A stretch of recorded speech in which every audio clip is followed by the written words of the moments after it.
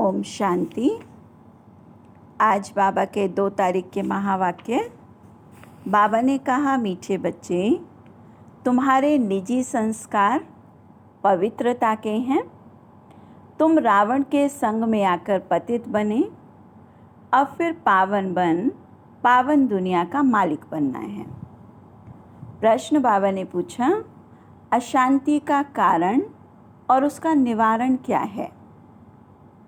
बाबा कहते, अशांति का कारण है अपवित्रता। अब भगवान बाप से वायदा करो, हम पवित्र बनकर पवित्र दुनिया बनाएंगे, अपनी सिविल आई रखेंगे, क्रिमिनल नहीं बनेंगे तो अशांति दूर हो जाएगी। तुम शांति स्थापन करने के निमित्त बने हुए बच्चे कभी अशांति नहीं फैला सकते। तुम्हें शांत रहना है, माया के गुलाम नहीं बनना है। ओम शांति। बाप बैठकर बच्चों को समझाते हैं कि गीता के भगवान ने गीता सुनाई, एक बार सुनाकर फिर तो चले जाएंगे। अभी तुम बच्चे गीता के भगवान से वही गीता का ज्ञान सुन रहे हो और राजयोग भी सीख रहे हो। वे लोग तो लिखी हुई गीता पढ़कर कंठ कर लेते हैं, फिर जाकर मनुष्यों को सुनाते हैं। वह भी फिर शरीर छोड़ जाए, दूसरे जन्म में बच्चा बने तो फिर तो सुना न सकें। अब बाबा तुम्हें गीता सुनाते हैं जब तक तुम राजाई करो। लौकिक टीचर भी पाठ पढ़ाते ही रहते हैं, जब तक पाठ पूरा हो सिखाते रहते हैं। पाठ जब पूरा हो जाता फिर हद की कमाई में लग जाते हैं। टीचर से पढ़े, कमाई की, बूढ़े हुए, शरीर छोड़ा, फिर दूसरा शरीर जाकर के लेते हैं। वो लोग गीता सुनाते हैं, अब इससे क्या प्राप्ति होती है ये तो कोई को पता ही नहीं। गीता सुनाकर फिर दूसरे जन्म में बच्चा बना, फिर तो गीता सुना न सके। जब बड़े हों, बुजुर्ग बने, गीता पाठी हों तो फिर सुनावें। यहाँ तो बाबा एक ही बार शांति धाम से आकर पढ़ाते हैं, फिर चले जाते हैं। बाबा कहते, तुमको राजयोग सिखाकर हम अपने घर चले जाते हैं। जिनको पढ़ाता हूँ वह फिर अपनी प्रारब्ध भोगते हैं, अपनी कमाई करते हैं, नंबरवार पुरुषार्थ अनुसार धारणा कर फिर चले जाते हैं। कहाँ? नई दुनिया में। ये पढ़ाई है ही नई दुनिया के लिए। मनुष्य तो ये नहीं जानते कि पुरानी दुनिया ख़त्म होकर नई दुनिया स्थापन होनी है। तुम बच्चे जानते हो, हम राजयोग सीखते ही हैं नई दुनिया के लिए। फिर न ये पुरानी दुनिया ना पुराना शरीर होगा। आत्मा तो अविनाशी है ना। आत्माएं पवित्र बनकर फिर पवित्र दुनिया में आती हैं।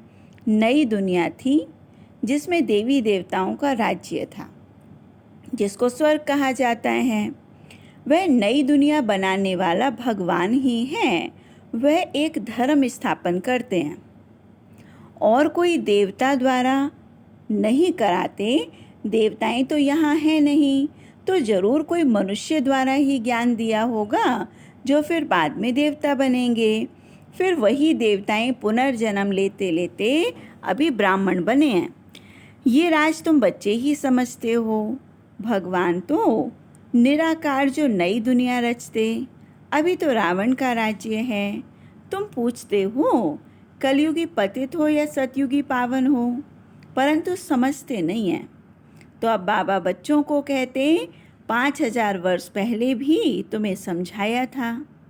हम आते हैं तुम बच्चों को आधा कल्प के लिए सुखी बनाने, फिर रावण आकर दुखी बनाता है। तो ये सुख का और दुख का खेल है।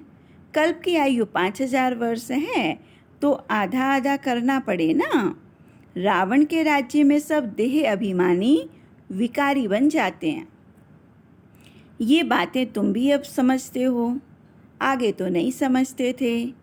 कल्प कल्प जो समझते हैं वही समझ लेते हैं। जो देवता बनने वाले नहीं, वो तो आएंगे ही नहीं। तुम देवी देवता धर्म की कलम लगा रहे हो। जब वह आसुरी संप्रदाय तमो प्रधान हो जाते हैं तो उनको दैवी झाड़ का नहीं कहेंगे। झाड़ भी जब नया था तो सतो प्रधान था, हम उनके पत्ते देवी देवताएं थे।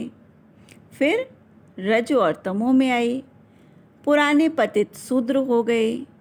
पुरानी दुनिया में पुराने मनुष्य रहेंगे, पुराने को फिर नया बनाना पड़े, तब देवी देवता धर्म ही प्राय लोप हो गया है। तो बाबा कहते, जब जब धर्म की ग्लानि होती है तो पूछा जाएगा कि किस धर्म की ग्लानि होती है, तो ज़रूर यही कहेंगे आदि सनातन देवी देवता धर्म की, जो कि मैंने स्थापन किया।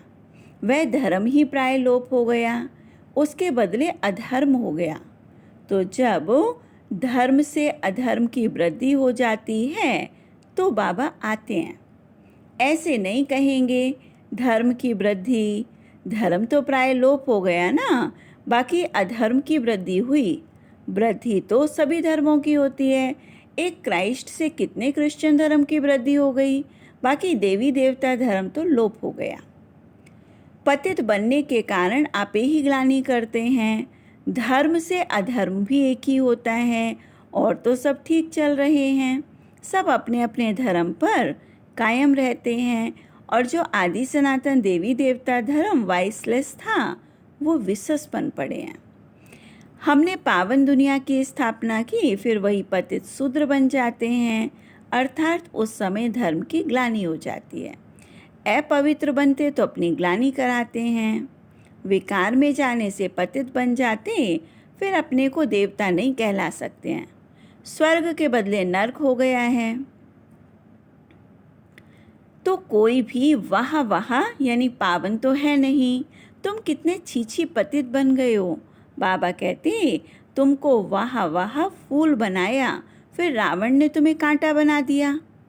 पावन से पतित बन गए ना, अपने धर्म की हालत देखो क्या हो गई है। पुकारते हैं हमारी हालत आकर देखो, हम कितने पतित बन गए हैं, फिर हमें पावन बनाओ। तो पतित से पावन बनाने बाबा आते हैं, तो पावन बनना चाहिए और औरों को भी बनाना है। तुम बच्चे अपने को देखते रहो कि हम सर्वगुण संपन्न बने हैं। हमारी चलन देवताओं मिसल है। देवताओं के राज्य में तो विश्व में शांति थी, अब फिर तुमको सिखाने आया हूँ विश्व में शांति कैसे स्थापन होगी। तो तुमको भी शांति में रहना पड़े। शांत होने की युक्ति बताता हूँ कि मेरे को याद करो तो तुम शांत हो, शांति धाम में चले जाएंगे। कई बच्चे तो शांत रह करके औरों को भी शांति में रहना सिखाते हैं। कोई अशांति कर देते हैं, खुद अशांत रहते हैं तो औरों को भी अशांत बना देते, क्योंकि शांति का अर्थ तो समझते नहीं है ना। यहाँ आते हैं शांति सीखने, फिर यहाँ से जाते तो अशांत हो जाते हैं। अशांति होती है अपवित्रता से। यहाँ आकर प्रतिज्ञा करते हैं, बाबा हम आपका ही हूँ, आपसे विश्व की बादशाही लेनी है।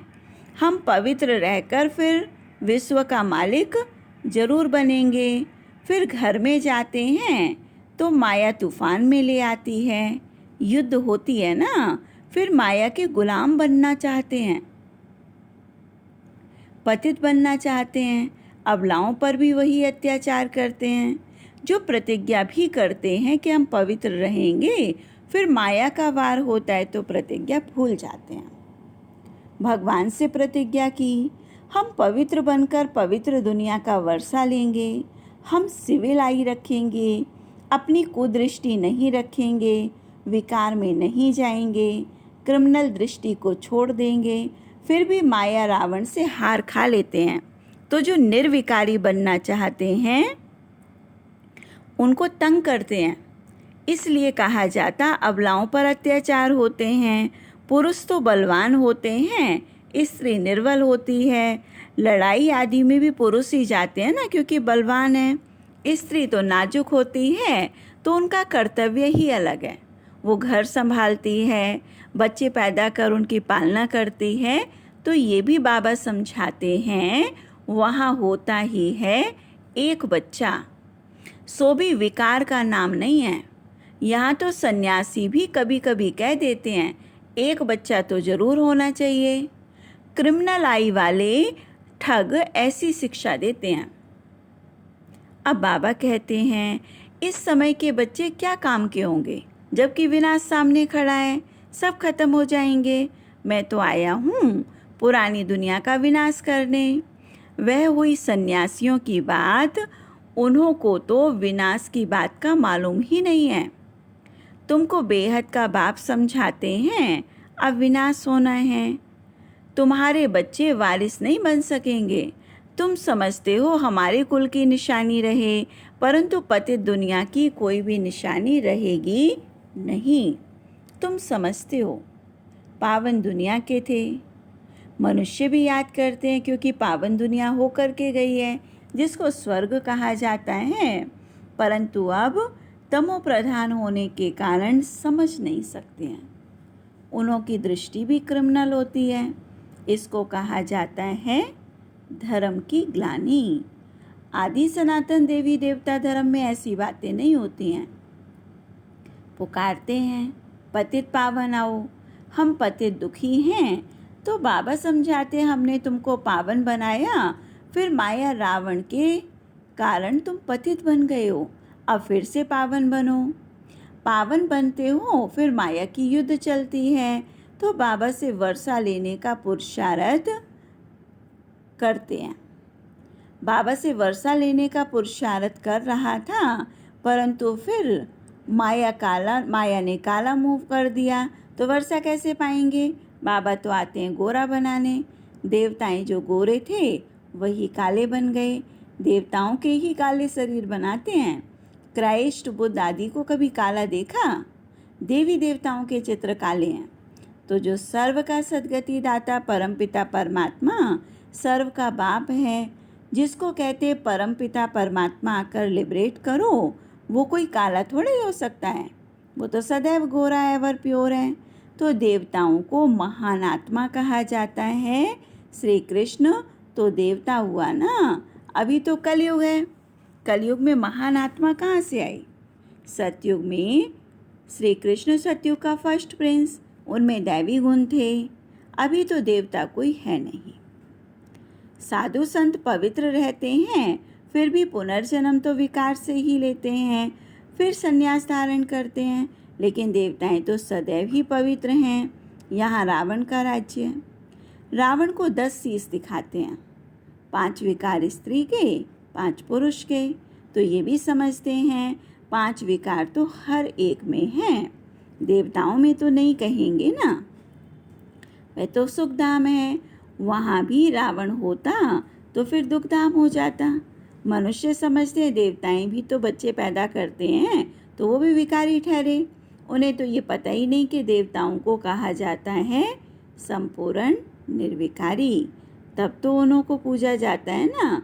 सन्यासियों की भी अपनी मिशन है। सिर्फ पुरुषों को सन्यास कराकर अपनी मिशन को बढ़ाते हैं। बाबा फिर प्रवृत्ति मार्ग की मिशन बनाते हैं। सिर्फ पुरुषों को सन्यास नहीं कराते, जोड़ी को ही पवित्र बना देते हैं।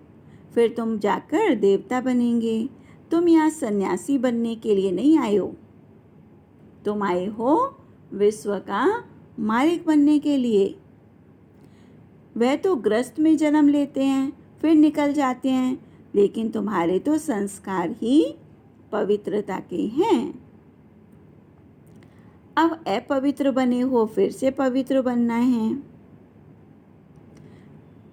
बाबा पवित्र ग्रस्त आश्रम बनाते हैं। पावन दुनिया को सतयुग, पुरानी दुनिया को कलयुग कहा जाता है। यहाँ तो कितनी पाप आत्माएं हैं। सतयुग में ऐसी बातें होती नहीं हैं। तो बाबा कहते जब जब भारत में धर्म की ग्लानि होती है, अर्थात देवी देवता धर्म वाले पतित बन जाते हैं, तो अपनी ग्लानि कराते हैं। बाबा कहते हैं हमने तुम्हें पावन बनाया, फिर तुम पतित बने, कोई काम के नहीं रहे। जब ऐसे पतित बन जाते हो तो फिर से पावन बनाने के लिए बाबा को आना पड़ता है। ये ड्रामा का चक्र है जो फिरता रहता है। हेवन में जाने के लिए दैवी गुण धारण करने हैं। क्रोध भी नहीं होना चाहिए। क्रोध है तो वो भी जैसे कि असुर ही कहलाएंगे। बड़ी शांतचित्त अवस्था चाहिए। अगर क्रोध करते हैं तो कहेंगे इनमें तो क्रोध का भूत है। जिनमें कोई भी भूत है वो देवता तो नहीं बन सकते हैं, नर से नारायण बन ना सकें, क्योंकि देवताएं तो हैं ही निर्विकारी। यथा राजा रानी तथा प्रजा सब निर्विकारी हैं, तो भगवान आकर संपूर्ण निर्विकारी बनाते हैं। अच्छा, मीठे मीठे सिक्के दे बच्चों प्रति माता पिता बाप दादा का याद प्यार और गुड मॉर्निंग। रूहानी बाप की रूहानी बच्चों को नमस्ते। हम रूहानी बच्चों की रूहानी बाबा को नमस्ते नमस्ते नमस्ते। धारणा के लिए मुख्य सार, बाबा से प्रतिज्ञा की है तो अपने को माया के वार से बचाते रहना है, कभी भी माया का गुलाम नहीं बनना। इस प्रतिज्ञा को भूलना नहीं है, क्योंकि अब पावन दुनिया में चलना है। सेकंड पॉइंट, देवता बनने के लिए अवस्था को बहुत बहुत शांतचित्त बनाना है, कोई भी भूत प्रवेश नहीं होने देना है, दैवी गुण धारण करने हैं। वरदान दिया बाबा ने, फरिश्ते स्वरूप की स्मृति द्वारा बाप की छत्र छाया का अनुभव करने वाले विघ्न जीत भव। अमृत वेले उठते ही स्मृति में लाओ, मैं फरिश्ता हूँ। ब्रह्मा बाप को यही दिल पसंद गिफ्ट दो, तो रोज अमृत वेले बाप दादा आपको अपनी बाहों में समा लेंगे। अनुभव करेंगे हम बाबा की बाहों में अतीन्द्रिय सुख के झूले में झूल रहे हैं। तो जो फरिश्ते स्वरूप की स्मृति में रहेंगे, उनके सामने कोई परिस्थिति व विघ्न आएगा भी तो बाबा उनके लिए छत्र छाया बन जाएंगे।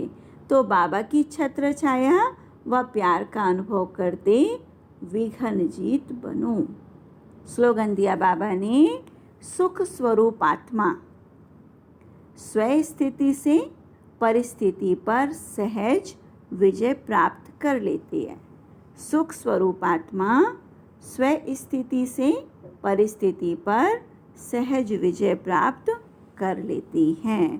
तो ये बाबा के आज के महावाक्य। ओम शांति।